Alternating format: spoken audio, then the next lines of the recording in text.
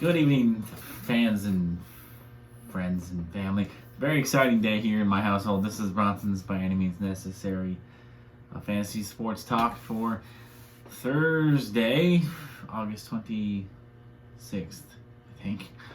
I don't remember the date, but I know it's the end of the month, or creeped up on September already, but this has been like the fastest year of my life. I think it's just because I'm getting older or what, but I don't know. I don't like it because I'm already in my mid-30s. I'm not looking forward to my 40s, so I kind of want time to slow down a little bit. But exciting news. For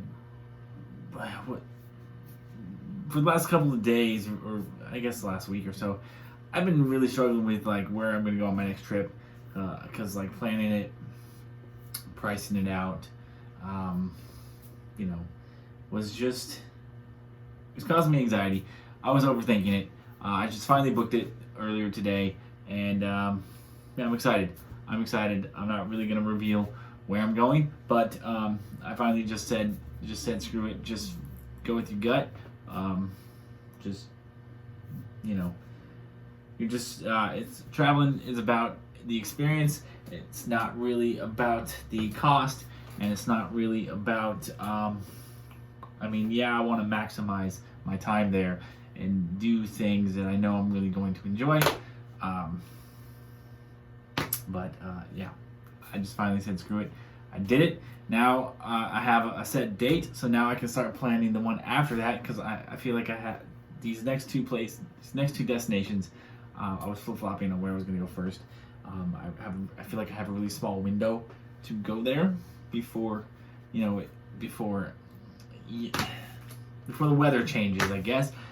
So I'm really trying to fit them both in here in these next, before Halloween. I'm trying to fit them both in here before Halloween.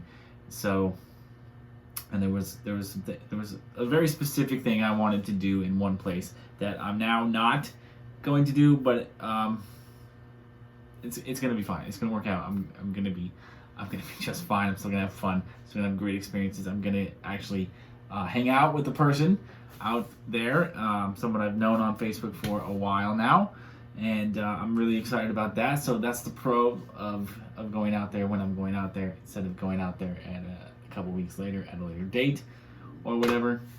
So I'm going in September 15th is when I leave. I just got to request the time off now, and now I can really kind of just focus on that, and then I can plan the next one for some time in probably mid-October, I'm thinking.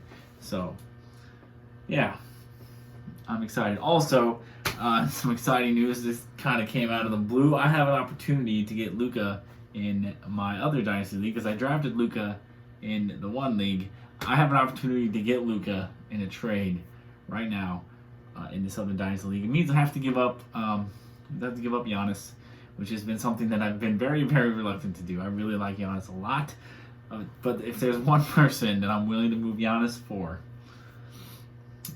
it's Luka. Luka's younger. Luka's a better long-term investment. I'm willing to move Giannis for Luka.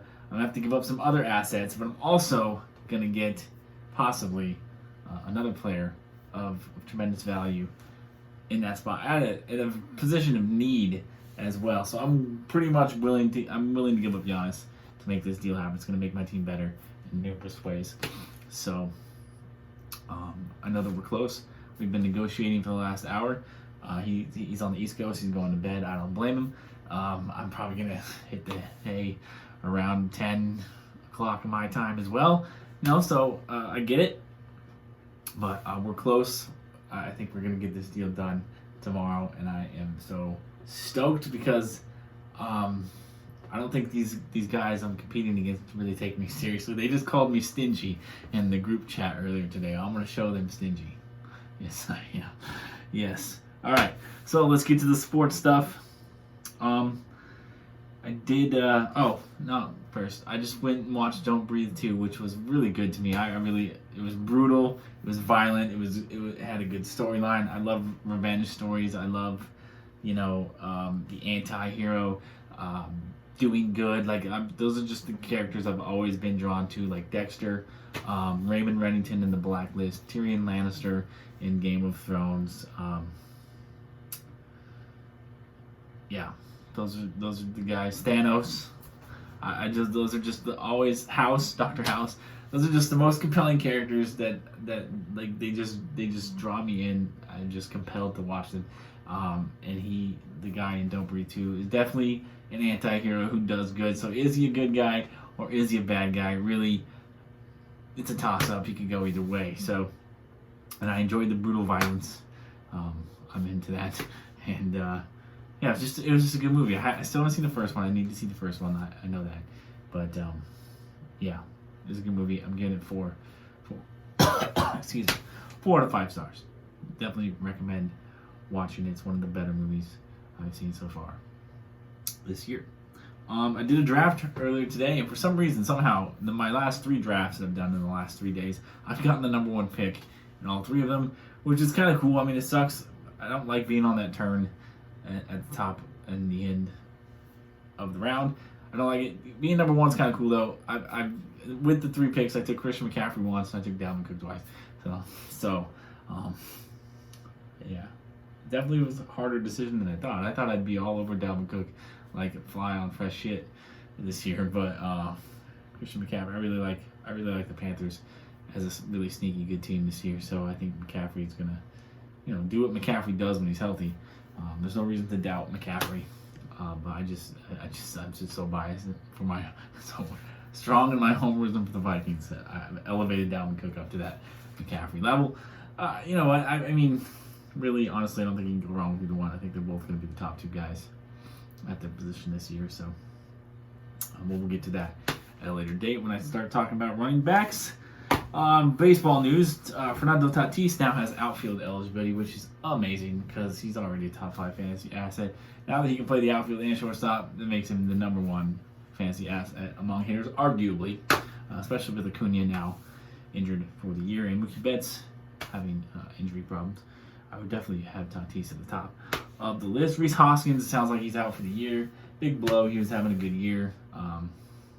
In a couple of leagues, he was my primary first baseman because I kind of got screwed in the draft. Didn't get the elite guys. Had to bank on a bounce back year from Hoskins, and I got it. Just limited. Now he's out for the year, and now I've got to scramble to find some other first baseman. But luckily, first baseman in a pretty strong, pretty deep position this year. I'm sure I could get a guy like Brandon Belt or CJ Cron on the waiver wire. And the Jacob DeGrom question now. It sounds like he's not going to come back until the end of the year. You might get 2 or 3 starts out of him down the stretch. By the time he comes back, you could possibly be eliminated from the playoffs. So the question is, should you hold DeGrom and hope that you get 2 starts out of him at the end of the year in the playoffs when you might not make it? Or should you drop him? Or should you trade him? And logically, it should be a difficult question, but emotionally, I'm going to say you need to hold DeGrom. There's absolutely no reason. I see no way you can trade a guy like DeGrom because you're not going to get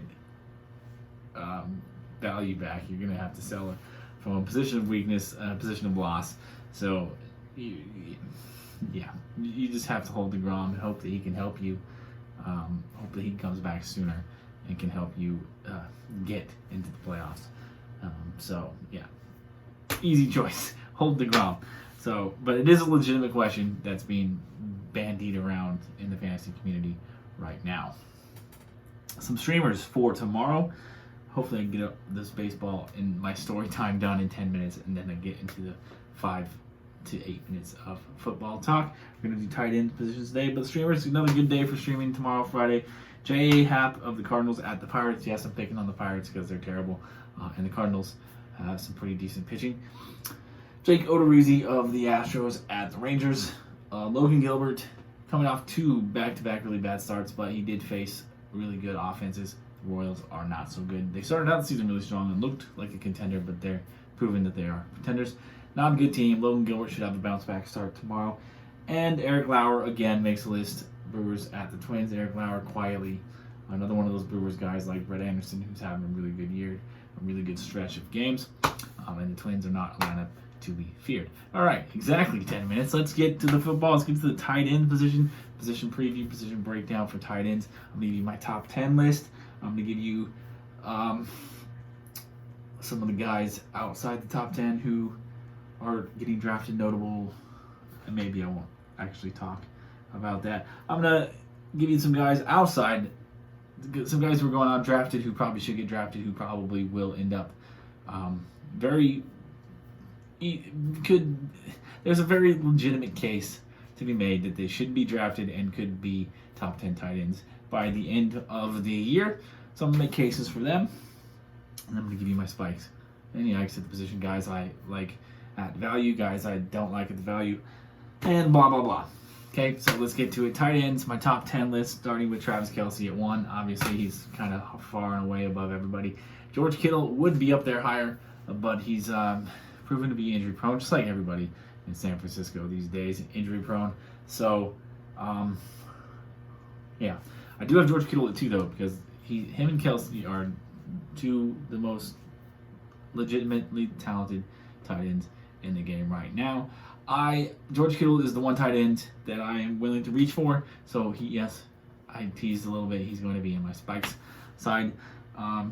George Kittle right now, 3rd round value. I'm willing to take him in the 2nd if I feel, if I'm low on the turn, so I have a pick again in 3, 4, 5 picks, and if I feel like I'm pretty set, if I feel like the board is falling in a manner that I am comfortable with.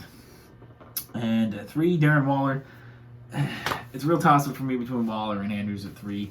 I like Waller more just because the Raiders didn't really do anything to address their pass-catching woes, unlike the Ravens. So Andrews could potentially see less targets. Waller should see about the same or more. So Mark Andrews, I still have 4.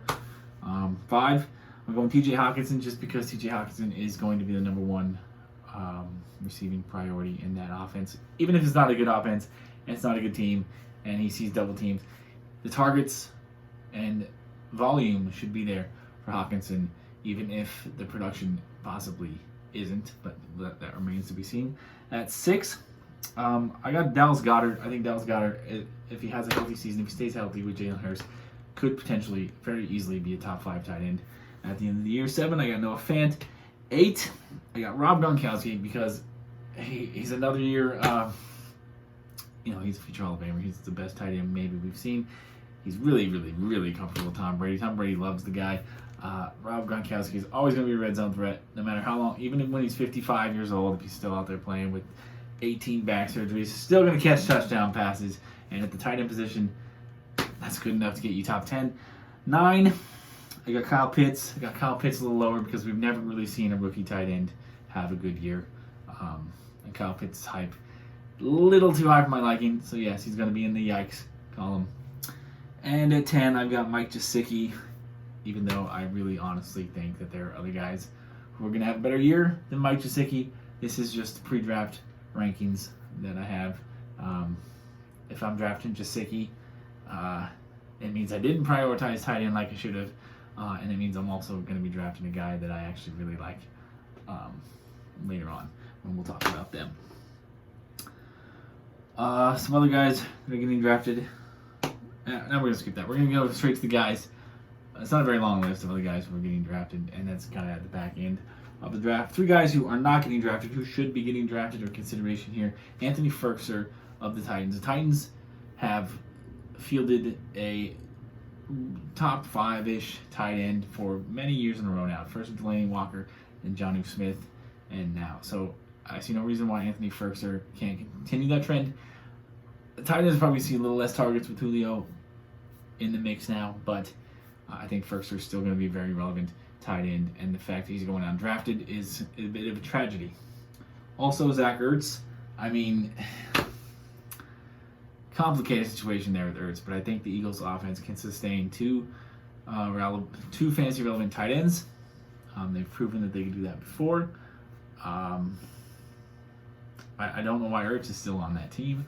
Honestly, I can't believe nobody's traded for him, like the Colts or the Washington football team or something like that.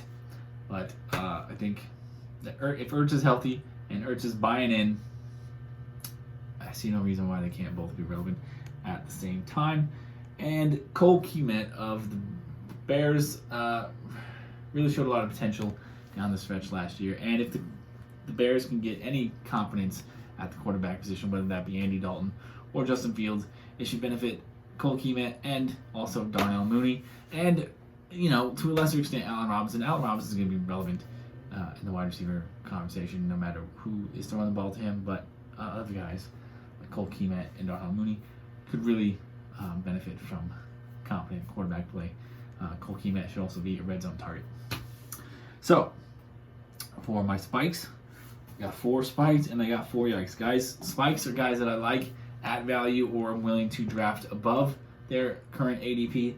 Travis Kelce is the one tight end ever, yes, I'm going to say it ever, that I'm willing to draft in the first round this year.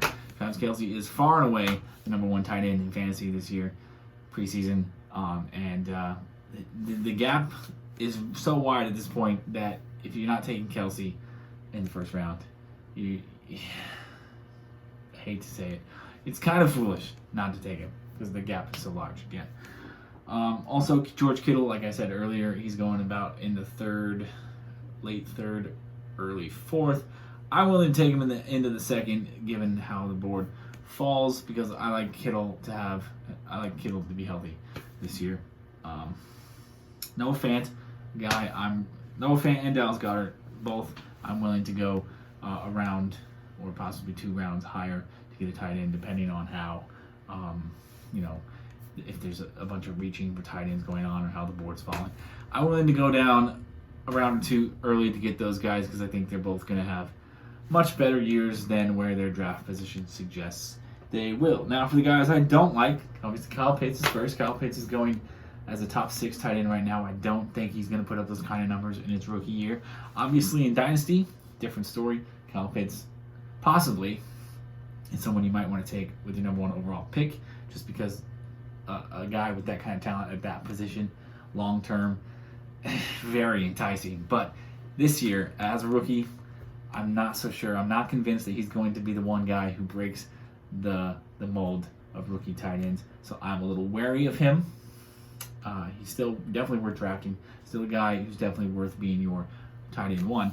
But just proceed with caution with Kyle Pitts. Another guy, Logan Thomas. Don't like him at all. 1-year wonder, I think. I don't think he's going to be very relevant for the Washington football team this year. They really went out, tried to address the quarterback position as well as the wide receiver position, because I don't believe they have much faith in him long term. Either he's never done anything nearly this good before. I don't think he's going to do it again. So Logan Thomas, big no-no for me. Not on my draft board at all. And he's going as a top 8 tight end, I think. He's going to tight end 8 or 9 right now. Darren Waller, another guy. I don't necessarily hate where he's going in the draft, but his ADP has moved up. His ranking has moved up into the mid to late second. I'm not taking Darren Waller there. I'm not taking Darren Waller before the 4th. So he's a yikes from me. And lastly, Johnny Smith, Hunter Henry, both really good, both in New England, and we've seen New England have 2 fantasy relevant tight ends before, back in the Gronkowski and Aaron Hernandez glory days. But those 2 had a better quarterback, for one. And they were also, younger, didn't have injury concerns at that point in time. Hunter Henry, very injury prone. Johnny Smith also coming off a serious injury. One of them is going to have a great year in New England because they're both very talented. But which one it'll be, I don't know at this point. Which one it'll be week to week, you never know with the Bill Belichick team. I'd be very cautious of drafting them unless for some reason you can get them both, and then you just have to punt the week 14 when they have a bye, unless you're going to stream somebody else that week, carry 3 tight ends for that week. If you're drafting them both, that's fine, but separately, too much risk there. I couldn't tell you which one is going to be the better tight end. Personally, I think Hunter Henry's better, but they did pay Johnny Smith more money. So, who knows? All right, I'm going to end this now because I'm approaching 20 minutes. I did not stick to my 5 to 8 minute goal with the football stuff. It ended up being almost 10. So I apologize. Hopefully I'm able to post this. Hopefully it doesn't take 13 or 14 hours. But yeah, good luck in your drafts. If you got any questions for me, I'd love to hear them. I love talking fantasy. I'm a real nerd about it. Obviously, I do these videos pretty much daily basis. That's why I draft so much. I'm just a complete nerd for it. So I would love to talk fantasy with you. Love it, love it, love it. Please hit me up with fantasy questions. All right. Have a blessed day. Good luck with your drafts. Good luck with your lineups. Good luck with baseball. Good luck with your life. Peace, love, and nacho fries.